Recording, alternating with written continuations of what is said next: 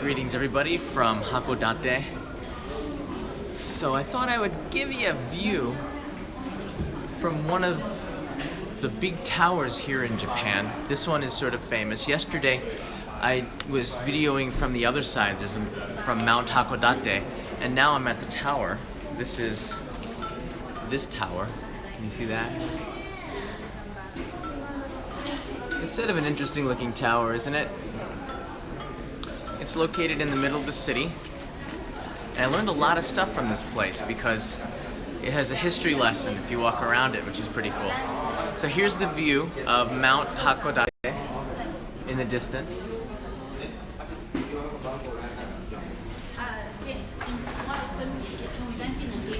And I was there last night, and the summit here has a cable car, and from there, they say it's the best night view in Japan. They have rankings for everything.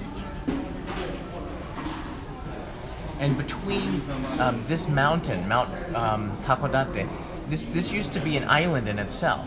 And all this land in between, because here you can see the sea, and over on this side is also the sea. So in between is this landmass, and that landmass is all of the buildings that you see here. And that's because when Mount Ryoko was here, this mountain, the currents came on both sides bringing sand with it, creating a landmass connecting the island of Hokkaido with Mount Hakodate, and that was pretty interesting. I had no idea about that before. The view up here is really nice, so I'm going to take you around and you get a chance to look. I hope you're not afraid of heights.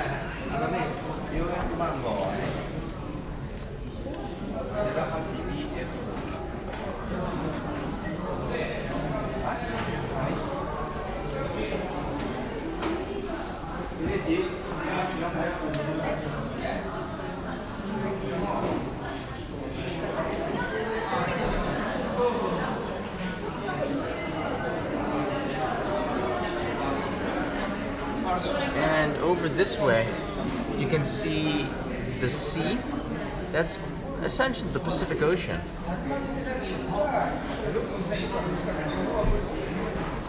Between Hokkaido and Honshu Island. This is where the Sea of Japan and the Pacific Ocean meet.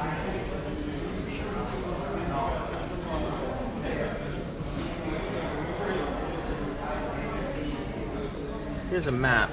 I can show you where I am right now. I'm in Hakodate, and there's Aomori where I came from yesterday. And this strait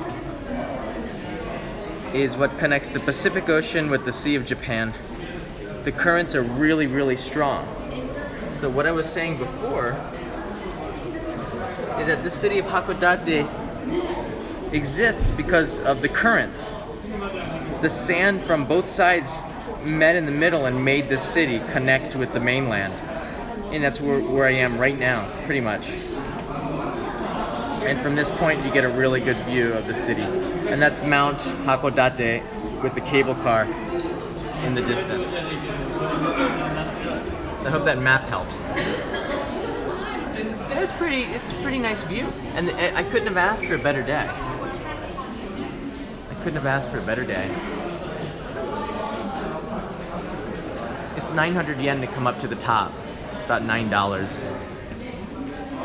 Here's the ticket.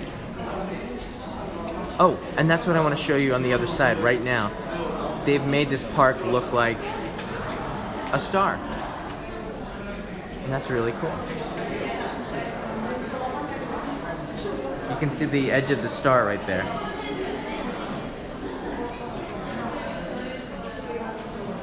Uh-oh, it's Toby. Toby's commenting. Might have to end this feed.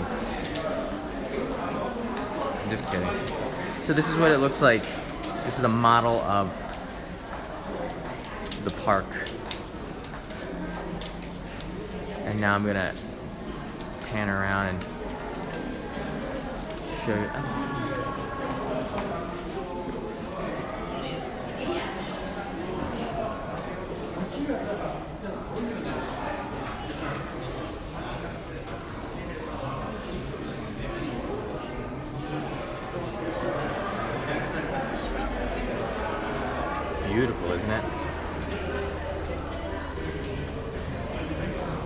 cherry blossoms haven't come out yet. So the trees are sort of budding, so they're kind of pink. They're just about to break out.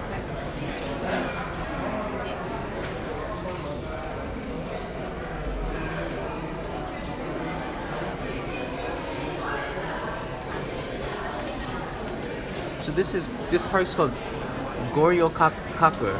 Goryōkaku. I really didn't know too much about it. And this, if you're using Google Earth, take a look at this park, and it's pretty cool from space. Here's the Google map. Goryokaku. It really is a star shape, and that's really cool. It was an old fort. Thanks, Steven.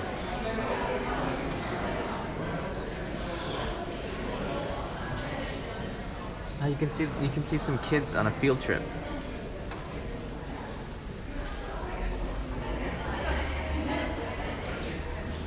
Really orderly. No bad kids in the bunch, unlike this live chat. We got some ridiculous people in here.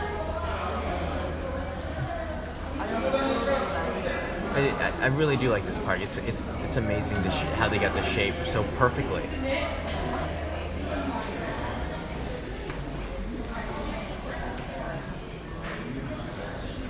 And it's a reason to come up to the tower, because I'm not a big fan of going up in the towers, but they won't let me fly my drone here, so all I have is a tower.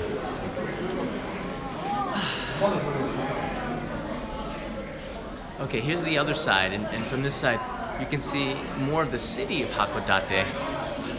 But also in the distance are mountains, and here in Hokkaido we still have snow.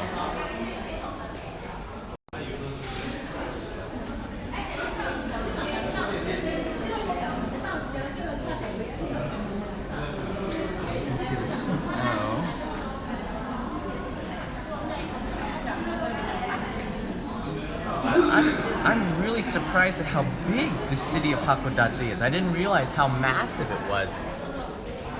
You can see so many buildings.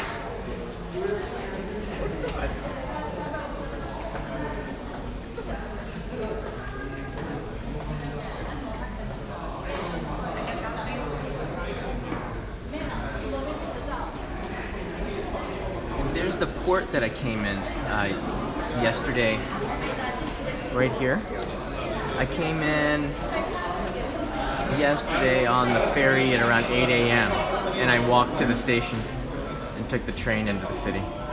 Everything's pretty compact here in Hakodate. But because this area is so flat, you get awesome views of the entire city from Mount Yoko on the other side, which I didn't live stream, by the way. I wanted to, but there were too many people around. This park is actually better. Everyone looks like little ants down there.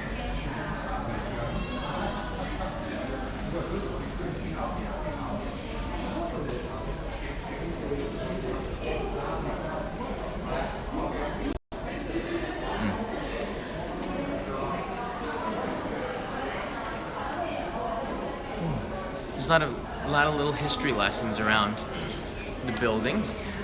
So let me show you some of the models. Okay. Look at that. That's history right there. And the great thing is that they've translated it in so many languages.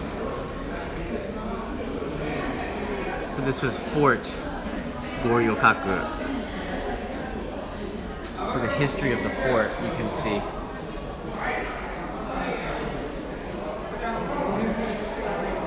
See down there in little pieces. I like it when they do this. They make history sort of come alive with Legos. They should have used Legos, would have been better. Yeah, I'm gonna cut off your arm, dude. No, stop it. Let's have peace. Here is a place of rest, a hospital. No violence here. No, dude. I'm taking my sword, I'm chopping off his arm, and you can patch it up right away. That's why I'm doing it right here. Hey now. Relax. All of you soldier people, put those bayonets away. Obviously, none of the patients are carrying any weapons. Let's see underneath those pillows and blankets, huh? The history can be a lot of fun. That might be my favorite one. I don't even have to read the captions. I know exactly what they're saying. You know, I mean, yeah. Charge! We're gonna take this glass and smash it and get out of this box once and for all. I can't believe they put us in a glass box. Charge!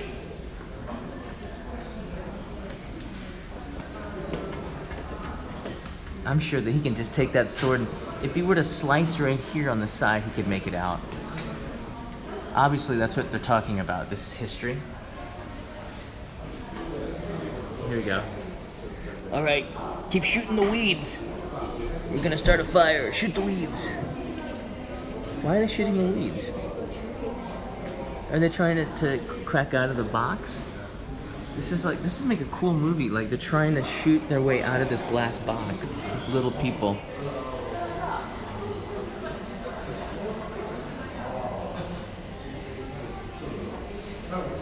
We're gonna break out of this box once and for all. Start a fire in this little bucket of glue. Keep stirring the glue.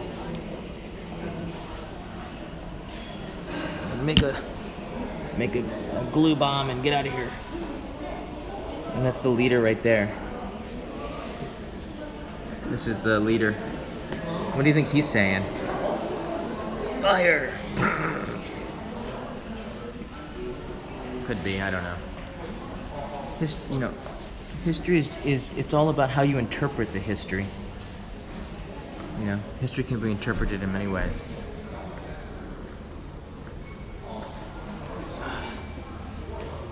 These are the mascots of Hakodate. This one I can sort of understand, but the other one, it's a mascot of the tower, and they just basically made the tower into a living creature. And it's a little bit creepy. I don't know. I have my doubts about Gokun. People try their best to appeal. It's not a bad effort. So thanks for joining me on this feed here, this live stream. I'm gonna leave you with a beautiful view of Mt Hakodate in the distance. If you go to Instagram, Only Japan TV, you'll be able to find some of the pictures from last night when I took from the beautiful view, and they consider that to be the most beautiful night view in Japan, and I think it's ranked in the world. They have these world night views. It's hard to beat the one in Hong Kong from Victoria looking down the city, but this one looks really impressive because, again, from here, on both sides is the sea, and you have the city in the middle just sparkling with lights, and it really is dazzling. This is if you ever come as a couple and there's two of you and you're in love and you want to like smooch and stuff, you want to go up here. You want to go up to the top because it's just one of the most romantic places in Japan. Yeah, it's a smooch zone. And this street here goes straight to it, to the JR station. Yeah. All right. Thanks for joining me on this tower tour, this very short live stream. Tonight I'm staying in Hakodate. Let me just run down some of the stuff I'm doing. Tonight I'm staying in Hakodate for one more night. Tomorrow morning I'm going to eat a kaisen don. I made friends. If you saw the last Only in Japan stream, I made friends with the owner of the kaisen don restaurant. So I promised him. We did a dude bump. I promised him I would go and see him before I left. So I'm going to honor that promise and go tomorrow, have a kaisen don, and then get onto the road and hitchhike out of Hakodate towards Noboribetsu. And Noboribetsu is an onsen town. So I'm going to stay in an onsen town for one night and then move on to Sapporo, or if I can find some place in between that's really cool, I'll do that. The Kickstarter ends tomorrow, I think. Tomorrow or the day after tomorrow on the 30th. So if you haven't gotten the DVD, do that. I think we're really close to hitting $20,000, which is crazy, and I promise to jump into the sea. Why did I do that? I I would probably do it anyways because I'm extremely happy and that's something I haven't done before, something crazy like that. And a crazy trip like this needs a crazy ending, doesn't it? So I think that'd be a fun thing to do. Except for the fact that I heard that there's still icebergs in Cape Soya. So if I can go into the water and it's not covered in ice, then I will try to do it. And I'm gonna ask some locals to help me or somebody to help me because I'm gonna be cold. Yeah, I don't know if I'm gonna go in with clothes or if I'm gonna go in with a fundoshi like I did the Naked Man Festival, but I'm gonna go in. I'm gonna go in unless it's dangerously like the police stop me, basically, because I'm so happy for the. I don't know if I can go nude. I'm gonna live stream it. But I was originally going to stop the trip here and then go back to Tokyo, but I've been encouraged by all of you to do this. So fundoshi for life, yeah. I don't know. We'll see what happens. I'm gonna plan it when I get to Wakkanai. Basically, $137 left on Kickstarter according to Alan. Thank you. I don't know where it's at right now, but I know it's close. It's really humbling, and this trip is totally funded by all of you who have supported through Kickstarter and Patreon. That's all of my funding has come for this trip, for that. So thank you. Yeah. So that's the update. If you haven't gotten the DVD, do so now. And a lot of people ask me if I'm going to sell it later. I'm not sure.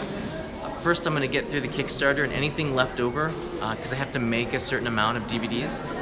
Anything left over, I will of course sell it because I don't, want to keep that. So I'll find a way to get it to you if you want a DVD. But for the most part, get it on Kickstarter because I don't know what the future holds with this. I'm making the DVD for everybody who's supporting on Kickstarter. This is how I'm funding the trip, and that's what I'm going to do. Yeah. So that's a quick update. I'll be having Sapporo and Asahikawa. I'm going to make a stop and do some ramen episode there because I don't get to Asahikawa very often. It's sort of one of those places that's out of the way. And there's the prison.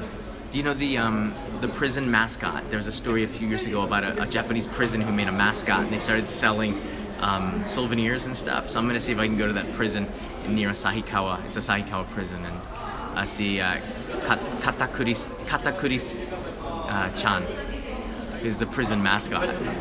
I think they abolished the death penalty there, so yeah, don't worry. It's not a tough prison, I think. So here's the final view, which I do for the last 20 seconds of the fort, the park, and I'll see you again on the road.